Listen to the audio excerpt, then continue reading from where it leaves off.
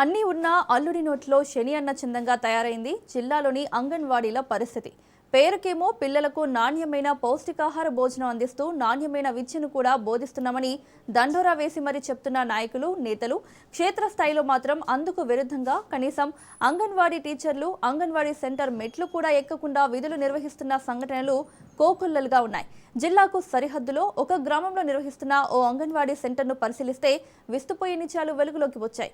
అంగన్వాడీ అక్రమాలపై Raj news special drive.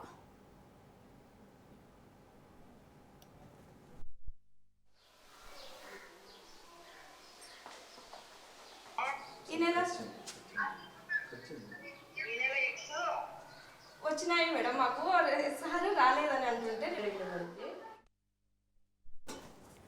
Anantapuram జిల్లాకు కూతవేటు దూరంలో ఉన్న రాప్తాడు మండల పరిధిలోని ఎర్రగుంట గ్రామంలో 1200 మంది జనాభా ఉన్నారు.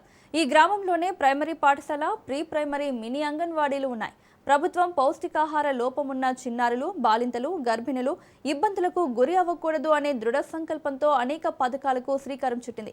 అంగన్వాడీ సెంటర్ల ద్వారా అనేక సదుపాయాలు కల్పిస్తున్నాయి. అయితే వాటి కార్యాచరణ ప్రణాళికాబద్ధంగా అమలు చేయాల్సిన బాధ్యత సంబంధిత అధికారుల మీద, ఆయా అంగన్వాడీ టీచర్లు, సూపర్వైజర్లు, సిడిపిఓల మీద ఉంటుంది.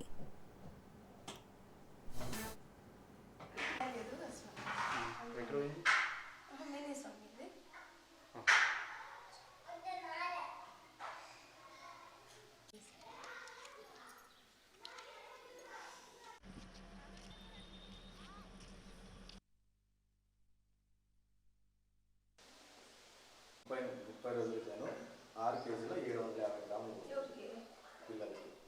అంటే ముగ్గురు చూపినారా మీరు? ఇంతనే మేము సరిగ్గా రాలేదు. ఎందుకు రాలేదు? 127 ఎగ్స్ అందినాయి.